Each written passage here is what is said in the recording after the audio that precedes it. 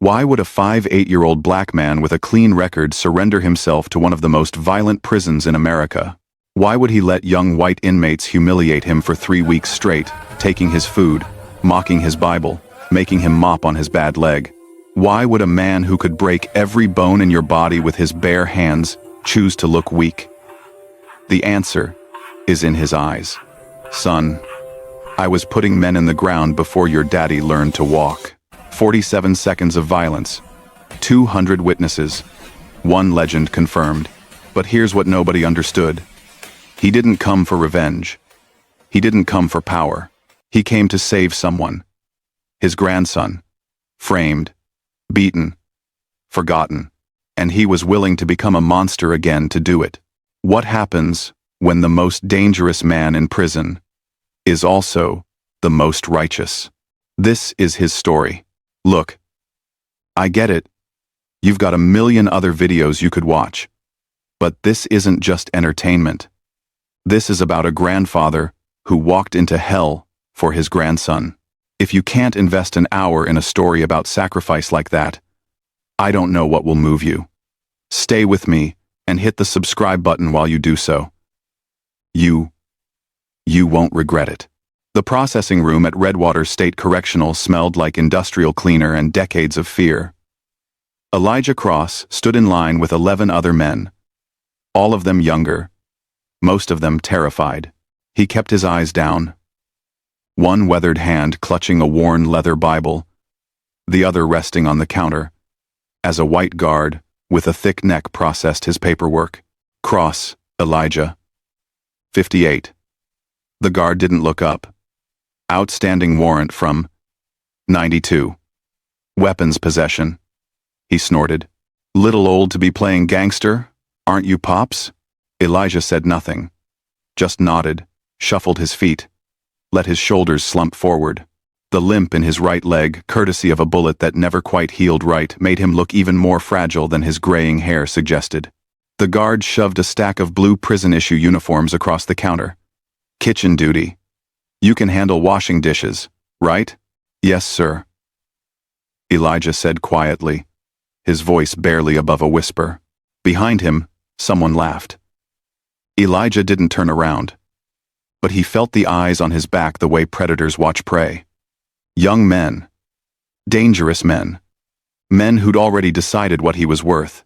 The intake officer stamped his papers and jerked his thumb toward the door. Block C. Don't cause trouble, old man. We don't have time for it. Elijah gathered his things and limped toward the steel door. As it buzzed open, he paused for just a moment, his fingers brushing against the Bible's spine. Inside, tucked between Psalms and Proverbs, was a photograph no bigger than a playing card. A young black man with kind eyes and a nervous smile. 22 years old. Innocent. Terrell. He came for one reason: to save the boy who represented his only shot at redemption. Elijah whispered something too quiet for anyone else to hear, a prayer, or maybe a promise, and stepped through the door into Redwater. The yard stretched out before him like a concrete battlefield. Factions carved into invisible territories. Latino gangs to the left.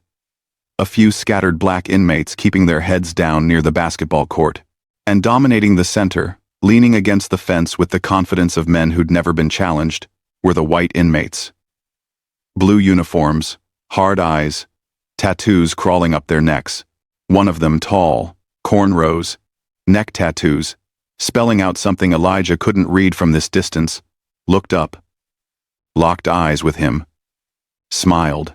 Darius, D-Block, Williams, the shot caller, the king, and Elijah Cross. The legend they'd never heard of. The ghost of a man who'd once made entire crime families pay tribute just to avoid his wrath. Limped past them, toward the kitchen entrance. Nobody followed.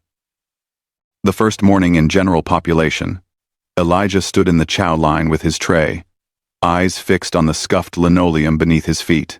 The cafeteria buzzed with the controlled chaos of 300 men, navigating invisible borders, territories marked not by lines but by the color of skin and the weight of reputation. He shuffled forward, collected his food, gray eggs, burnt toast, something claiming to be oatmeal, and scanned the room. The hierarchy revealed itself in seating arrangements. White inmates dominated the center tables, sprawled out like they owned the place. Darius sat at the head of the largest group, laughing at something one of his crew said, cornrows freshly done, swastika tattoo visible on his neck when he turned. Latino gangs claimed the tables near the windows, and scattered in the corners, isolated and wary, were the black inmates, small groups, quiet, eyes always moving. Elijah found an empty spot at the end of a table where two older black men sat in silence. Neither acknowledged him. That was fine. He wasn't here to make friends. Through the cafeteria windows, he could see into the yard. That's when he spotted him, Terrell. His grandson stood alone near the basketball court. Shoulders hunched. A fresh bruise darkening his left cheekbone. 3 white inmates circled him like sharks, not attacking, just present. A reminder. Terrell's hands were shoved deep in his pockets, his gaze locked on the ground. The posture of a man who'd learned that eye contact was dangerous. Elijah's grip on his plastic fork tightened until it cracked. That's him, Terrell Cross, 22 years old, innocent, and being destroyed by this place. Their eyes met across the distance, just for a heartbeat. Terrell's gaze swept past the old man in the cafeteria window, without recognition, without hope, without anything at all. 5 years since they'd seen each other. 5 years since Terrell was 17. Still laughing. Still believing the world might be fair. Elijah mouthed silently through the glass. Hold on, boy. Yo, old man. The voice came from behind him. Elijah turned slowly. A young white inmate, couldn't have been more than 23. Neck tattoos. Dead eyes stood there, with 2 others flanking him. You're in my spot. Elijah looked at the 2 older black men at the table. They were already standing, gathering their trays, eyes averted. No one was going to help. No one ever did. My apologies, Elijah said quietly, rising. His bad leg made him wobble slightly. Damn! They letting cripples in here now? Laughter from his friends. Elijah picked up his tray and limped toward another table. As he passed, one of them stuck out a foot. Elijah went down hard, his tray clattering, food splashing across the floor. The cafeteria erupted in laughter, mostly from the white tables. He lay there for a moment, cheek pressed against the cold floor, oatmeal soaking into his blue uniform. Through the forest of legs and tables, he could see the yard, see Terrell watching through the window. Their eyes met again, and this time, Terrell looked away. Not in recognition, in shame. Ashamed of the old man's weakness. Elijah's jaw tightened, but he said nothing. He pushed himself up slowly, began gathering the scattered food with trembling hands.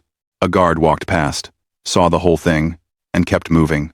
In the corner of his vision, Elijah saw Captain Vincent Holt, a thick-necked white man in a guard's uniform, watching from the doorway, watching Terrell in the yard, watching Elijah on the floor.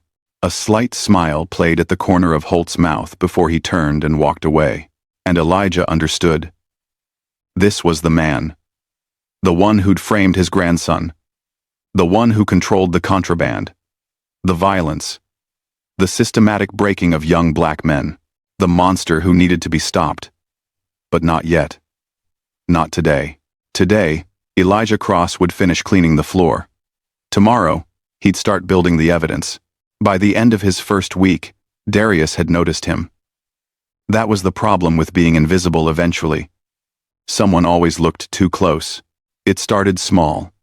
A comment in the yard while Elijah mopped the walkway near the weight benches. Look at this old man shuffling around like somebody's grandpa. Laughter from Darius's crew.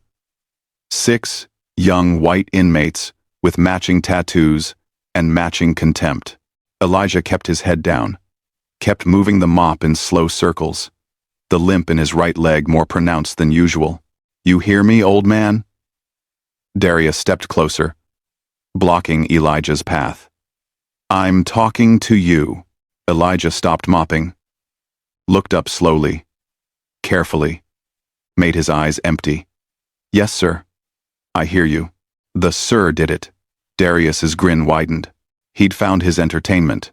The next day in the chow line, one of Darius's crew, a kid with a shaved head and a spiderweb tattoo on his neck, knocked Elijah's tray from his hands.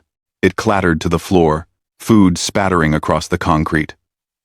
The cafeteria went quiet for a moment, then erupted in laughter. "Clumsy old bastard," the kid said. "Clean that up." Elijah got down on his knees. His bad legs screamed in protest, but he didn't let it show on his face. He gathered the food with trembling hands, while dozens of inmates watched, while guards looked the other way, while his grandson Terrell sat 3 tables over, staring at him with something worse than pity: shame. By the 3rd day, it had become routine. Darius would wait until the yard was crowded, until maximum humiliation was guaranteed. Then, he'd approach, force Elijah to give up his food, make him mop the same spot over and over on his bad leg, stand there with his crew, and narrate the old man's weakness like it was a comedy show. "Look at this old slave shuffling around," Darius said one afternoon. The racial slur hung in the air like poison. "Bet he used to pick cotton with those shaky hands." His crew exploded in laughter. Even some of the guards smirked. Elijah stood there, mop in hand, head bowed. Inside, the deacon stirred a monster waking from a long sleep, testing the bars of its cage. His fingers tightened on the mop handle until the wood creaked. Not yet, he told himself. Not yet, but it was getting harder. Every insult, every laugh, every moment of degradation pulled at something deep inside him. Something violent. Something he'd spent 25 years trying to bury. The worst part came on Friday. Elijah was carrying his lunch tray across the cafeteria when Darius appeared out of nowhere. Slammed into him. Accidentally. The tray went flying. Food today, it was some kind of stew, splashed across Elijah's face, dripped down his gray hair, soaked into his blue prison uniform. The cafeteria roared with laughter. White inmates stood up to get a better view. Even some of the Latino gang members were grinning. Elijah stood there, stew dripping from his chin, hands trembling. Not from age, from restraint. Through the haze of humiliation, Elijah's eyes found Terrell. His grandson sat frozen at a corner table, watching. Their eyes met across the cafeteria, and Terrell looked away, not in recognition, in shame. Ashamed to be associated with this weak, pathetic old man who couldn't even hold a tray. Elijah's jaw tightened so hard his teeth ached. Darius leaned in close, his breath hot against Elijah's ear. "You gonna clean that up, old man? Or you gonna cry about it first?" "I'll clean it up," Elijah whispered. "What was that?" "I'll clean it up, sir." Darius laughed, clapped him on the shoulder like they were friends, and walked away. His crew followed, still laughing, already planning tomorrow's entertainment. Elijah got down on his knees in the middle of the cafeteria floor, started cleaning up the food with his bare hands while 300 men watched. And deep inside, behind bars that were starting to crack, the deacon smiled, because every cage had a breaking point, and Darius was getting close to finding it. The industrial kitchen at Redwater smelled like grease, bleach, and decades of institutional meals no one wanted to eat. Elijah stood at the massive steel sink, his weathered hands submerged in scalding water, scrubbing dried food from aluminum trays with methodical precision. Steam rose around his face, but he barely noticed. His eyes tracked everything else: the guard rotation through the service window, the supply deliveries stacked near the loading dock, the patterns of who came and went. "You work like a man who's done this before," the voice came from his left. Santos, the older Puerto Rican lifer, with graying temples and scars that told stories, leaned against the prep counter, studying Elijah with eyes that had seen too much. Santos had been watching him for 3 days now, watching the way Elijah moved, the way he calculated, just trying to stay out of trouble. Elijah said quietly, not looking up from the dishes. Santos chuckled, dry and knowing. Trouble finds everyone in here eventually, hermano. Question is whether you're ready for it. Elijah's hands stilled in the water. He could feel Santos studying him. Feel the weight of recognition hovering between them like a loaded gun. You remind me of someone, Santos said slowly. From a long time ago. Rumors I heard, when I was running with the Dominicans in Brooklyn, about a black enforcer for the Solomon organization who made grown men piss themselves just by walking into a room. They called him Santos. Elijah's voice was quiet, but it carried weight. I'm just an old man, trying to do my time in peace. Santos nodded slowly, but his eyes said he knew better. He moved closer, lowering his voice. That boy Terrell, Holt's got him marked. Won't last another month the way things are going. Elijah's hands froze mid-scrub. Water dripped from his fingers, echoing in the sudden silence between them. How do you know his name? Santos asked carefully. Elijah lifted his gaze. For just a moment, the mask slipped, and Santos saw something ancient and lethal staring back at him. Then it was gone, replaced by the shuffling old man again. He's my blood. Santos's eyes widened.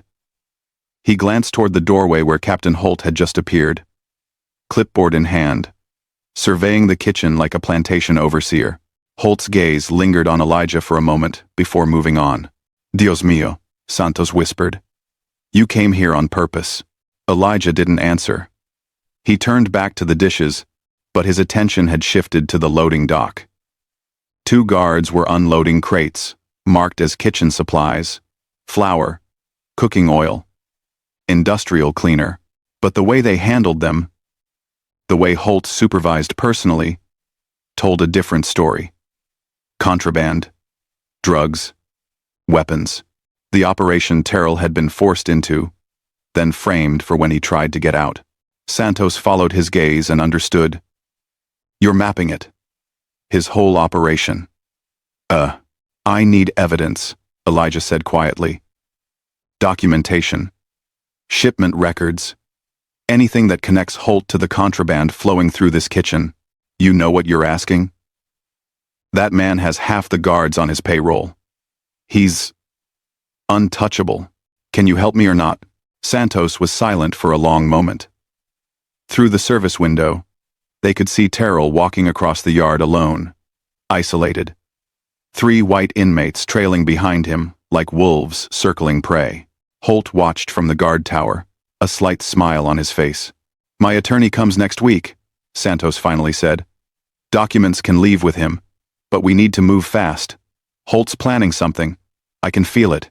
Elijah watched his grandson stumble as one of the white inmates shoved him. Watched Terrell pick himself up without fighting back, without even looking up.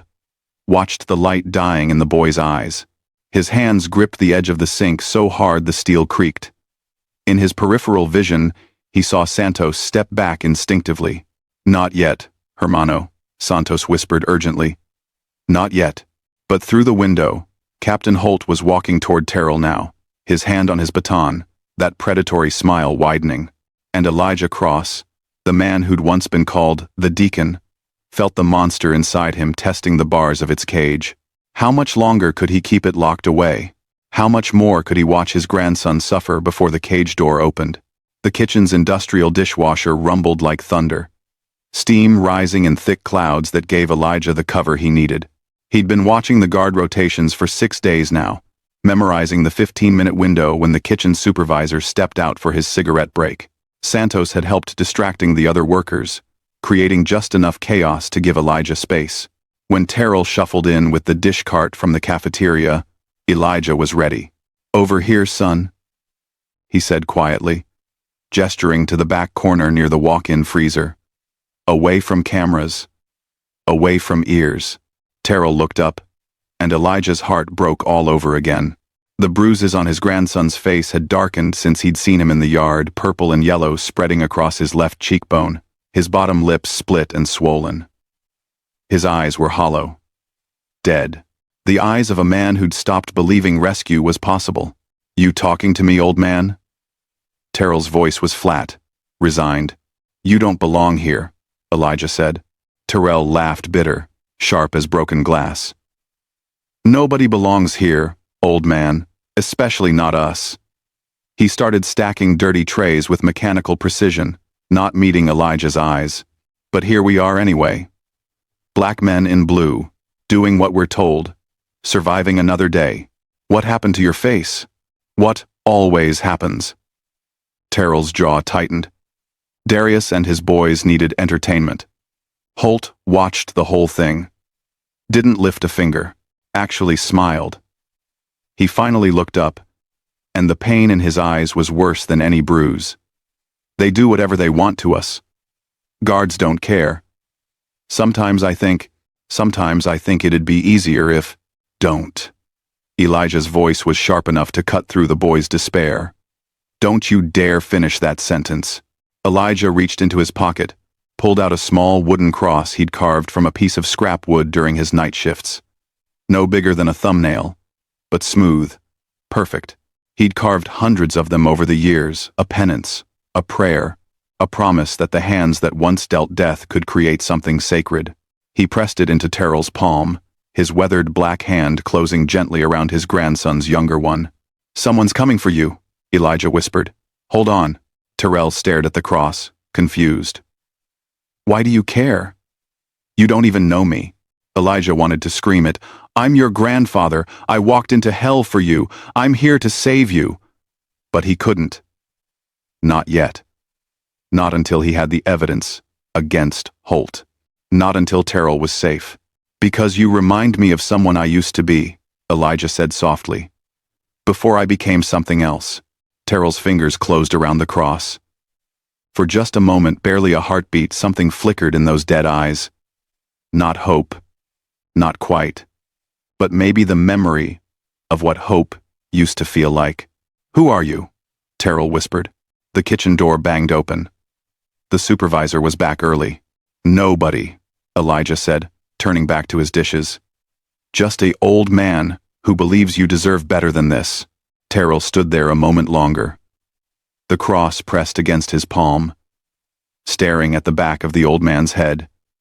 Then he turned and walked away, the dish cart rattling across the tile, and Elijah's hands shook so hard he had to grip the counter to keep from collapsing. Terrell doesn't know he's talking to the man who walked into hell to save him. Asterisk. Terrell. Terrell. Terrell.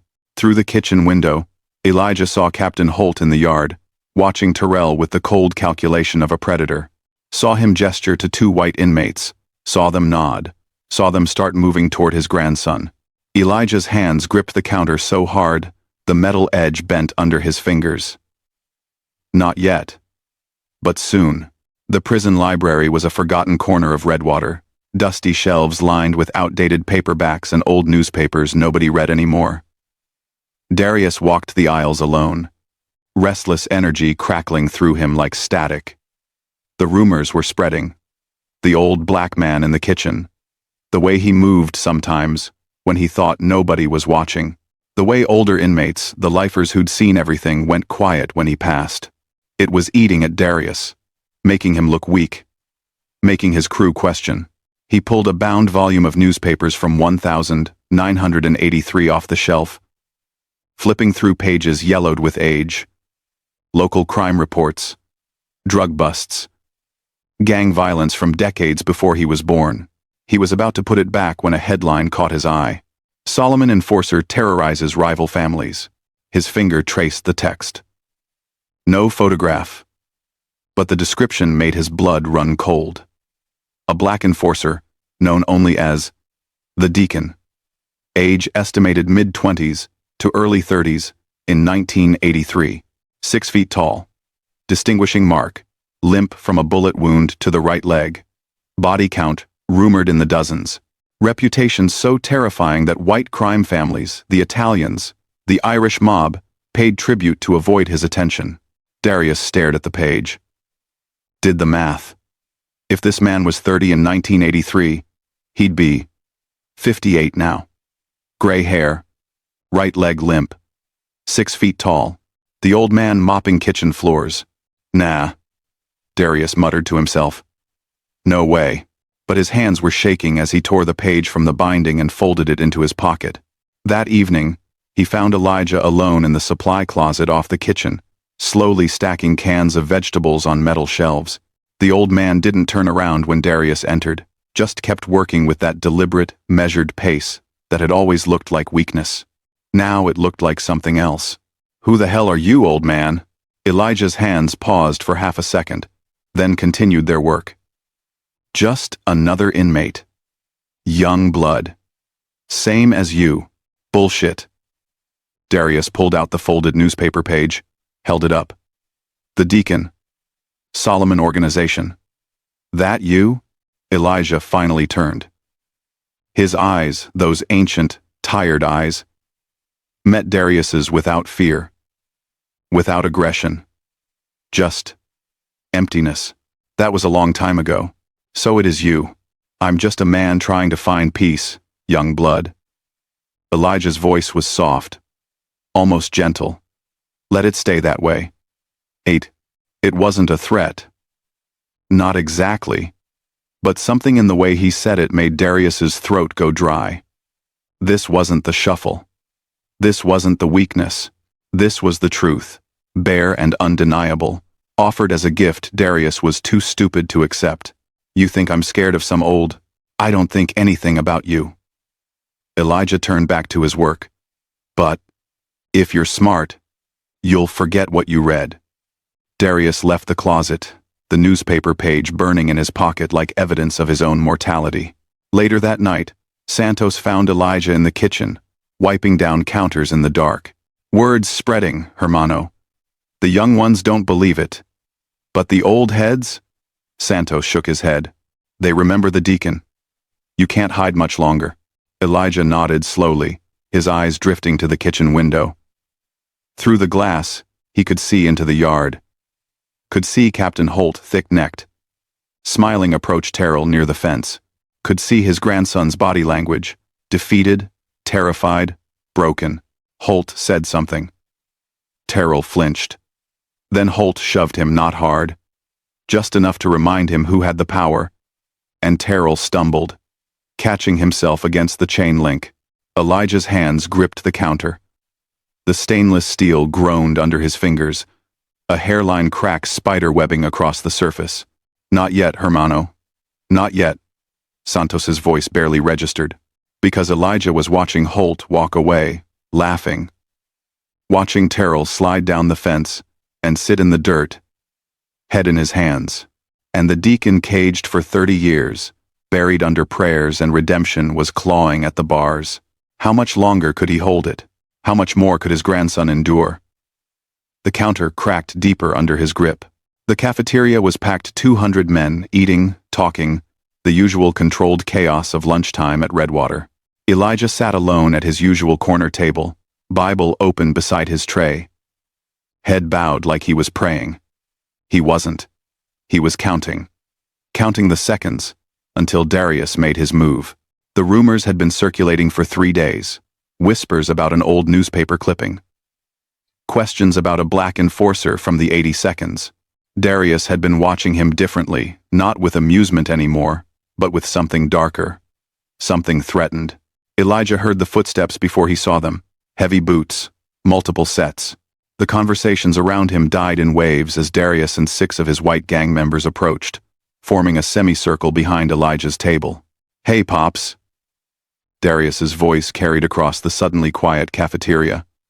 "We need to talk." Elijah didn't look up, just kept his weathered hands folded on the table, eyes on his Bible. "I said we need to talk, old man." Darius kicked Elijah's chair. "You hear me? Do I talk? Tracked in time? I hear you, son. Don't call me son." Darius grabbed the Bible, held it up like a trophy. "Been hearing some interesting stories about you. Old stories. About some gangster from way back when they called the Deacon." He spit on the Bible's cover. "That you?" The cafeteria held its breath.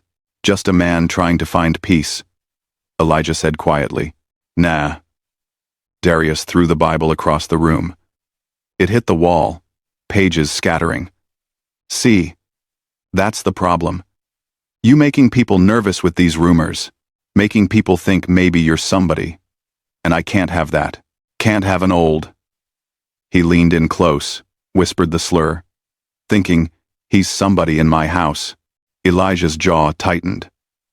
Across the cafeteria, through the serving window, he could see Terrell watching.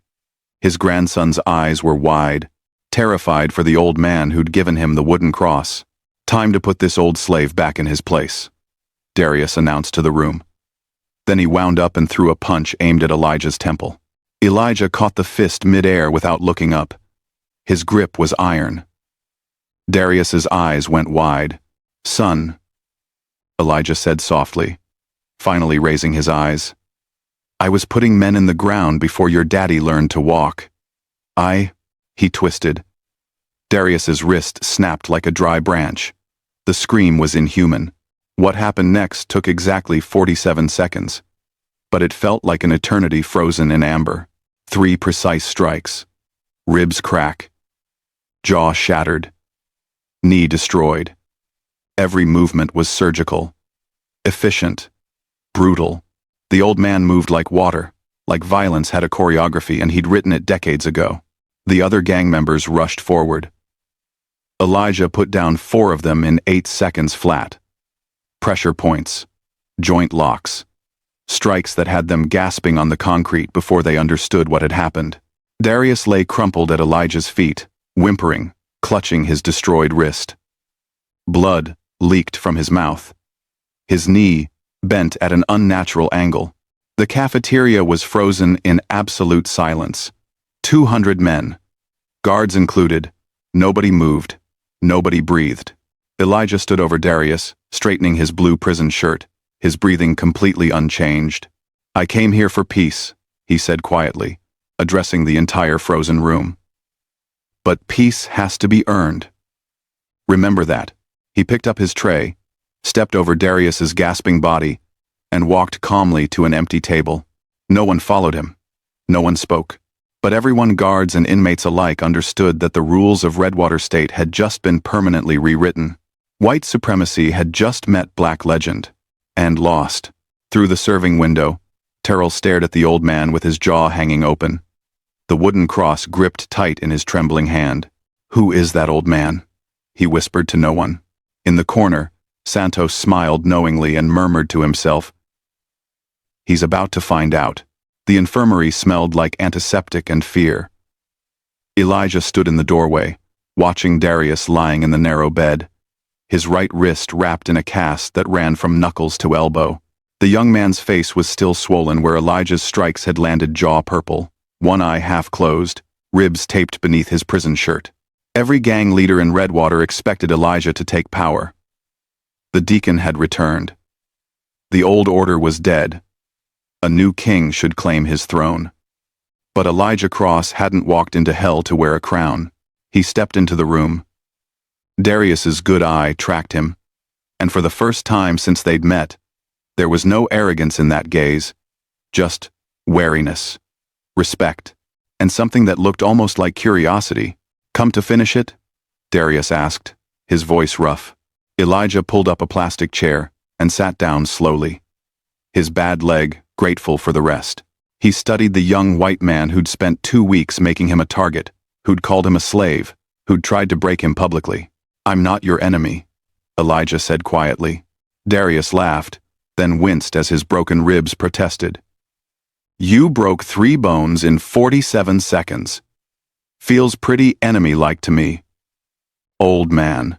The man running contraband through this prison," Elijah continued, leaning forward.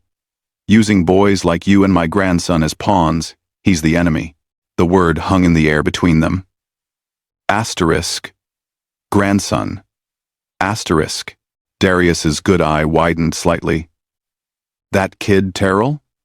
The one Holt's been—" He stopped. Understanding dawned across his battered face. "You came here for him. I came here to save him," Elijah said. "And I'm willing to become what I used to be to do it. But I'd rather not. There's been enough blood in my life." He extended his weathered black hand across the space between them, not in dominance, but in offering. "Help me take Holt down. And I'll teach you how to survive when the streets forget your name. Because they will. Young blood." 5 years from now, nobody's gonna remember D-Block, but a legacy that lives forever. Choose what you build. Darius stared at the offered hand. A black elder, extending peace to a white supremacist who'd tormented him. It violated everything he'd been taught, everything the Brotherhood stood for, everything that had defined his identity since he was 15 years old. Why? Darius whispered. Why would you help me after what I did? Elijah's expression softened. Because my grandson is in here. Innocent. Framed by Holt. You've been used the same way, moving his contraband, taking his risks, while he sits safe behind that badge. Help me save Terrell, and I'll help you find something worth more than power. He paused, then added one word. Purpose. Darius's throat worked. His good hand trembled. Then, slowly, tears began rolling down his bruised face. For the first time in years, maybe ever, someone had offered him something other than violence or exploitation. He reached out with his unbroken hand and gripped Elijah's. What do you need me to do? Over the next 3 days, the prison transformed in ways no one could have predicted. Elijah moved through Redwater like a force of nature contained in an old man's body. He settled a dispute between Latino gangs over yard territory. He stopped a young black inmate from getting jumped in the showers.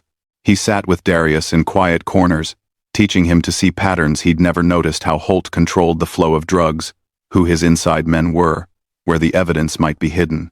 Word spread. The Deacon wasn't taking power. He was offering something stranger, something more dangerous. Peace. But in Captain Holt's office, the corrupt guard watched security footage with growing unease. The old black man was supposed to be broken by now. Disappeared. Instead, he was building alliances, changing the prison's DNA. Holt picked up his phone and made a call. We've got a problem, he said. Time to remind everyone who really runs this place. In the yard the next morning, Elijah was leading an informal Bible study when the alarm sounded. Guards flooded the space, and Captain Holt walked straight toward Terrell, who stood frozen near the basketball court. Cross! Holt shouted, loud enough for everyone to hear. Terrell, cross! You're being transferred to solitary. Indefinitely.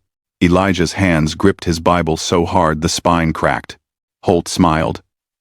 30 days in the hole. No visitors. No contact. Let's see how innocent he stays when I'm done with him. 2 guards grabbed Terrell's arms. The young man's terrified eyes found Elijah across the yard, and this time, there was recognition.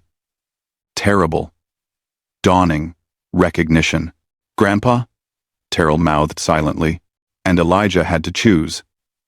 Stay silent and watch his grandson disappear into Holt's hands, or reveal everything, and lose any chance of taking the captain down. The plan moved like clockwork. Santos's attorney, a tired public defender who'd seen too many innocent men destroyed by the system, received the package on a Tuesday morning. Inside, photographs of contraband deliveries, guard schedules with Holt's signatures, testimony from 3 inmates willing to go on record, and a handwritten ledger documenting every transaction for the past 18 months. Evidence that couldn't be ignored. Evidence that demanded federal intervention. It took 3 weeks. 3 weeks of waiting, of watching, of Elijah continuing to lead Bible studies in the yard, while federal investigators quietly built their case. Darius sat with him now not as muscle, but as something else entirely. A student. The white inmates who once followed him had scattered, leaderless, confused by the transformation. But some stayed, listening, learning. The day the FBI arrived, the entire prison knew something had shifted. 4 agents in dark suits, moving through the yard with the warden at their side, heading directly toward Captain Vincent Holt's station near the south gate. Elijah was in the kitchen when it happened. Terrell beside him washing dishes. They'd worked together the past 2 weeks, still not speaking much. But the silence between them had changed. Comfortable. Almost peaceful. Through the window, they watched Holt being led out in handcuffs. The corrupt guard screamed the entire way. Racial slurs pouring from his mouth like poison. his face twisted with rage and disbelief. The inmates, black, white, Latino, stood in absolute silence, watching justice finally arrive. No one cheered. No one spoke. They just watched. When Holt was gone, Terrell turned to Elijah, his hands still submerged in soapy water. "The cross you gave me. My grandpa used to carve those." Elijah's weathered hands stilled on the dish he was drying. He looked at the young man beside him, bruised, broken, but still standing. "Still here." "I know, boy," Elijah said softly, tears gathering in his eyes. "I taught him." Elijah in prison in the 90 seconds, kneeling in prayer, finding God. Elijah holding baby Terrell at a family barbecue, laughing, promising protection. Elijah walking through Redwater's gates. Present. Elijah and Terrell, both crying. Terrell's face crumbled. The dish slipped from his hands, splashing back into the water. "Grandpa?" His voice broke. You did this? All of this?" Elijah reached out, pulled his grandson into an embrace. The young man collapsed into it. 22 years of pain and fear and loneliness, pouring out in broken sobs against his grandfather's shoulder. "I told you someone was coming," Elijah whispered. "I told you to hold on. Why?" Terrell pulled back, tears streaming down his face. "Why did you let them treat you like that? The humiliation. Because a man who's already been to hell ain't afraid of a little fire." Elijah's hands cupped his grandson's face gently. "And you were worth it. You were always worth it." Terrell stared at him, at the old man who'd walked through hell twice. Once as the devil, and once as the shepherd, who'd endured weeks of racist brutality and mockery just to get close enough to save him. "They're reopening your case," Elijah said. "Santos's attorney says you'll be out in 3 months. Maybe less. And you?" Elijah smiled. Through the kitchen window, he could see the yard. See Darius leading a group discussion. See young men, white and black, sitting together, talking, learning. See the beginning of something that looked almost like hope. "My work here isn't finished yet, boy. If you've made it this far, you already know this isn't just a story about revenge. It's about sacrifice, about a grandfather who became a monster, found redemption, and risked everything to save the one person who represented hope. If that kind of love doesn't move you to hit that subscribe button, I don't know what will. Because stories like this, stories about real change, real sacrifice, they need to be told. And I've got more coming. Don't miss what happens next.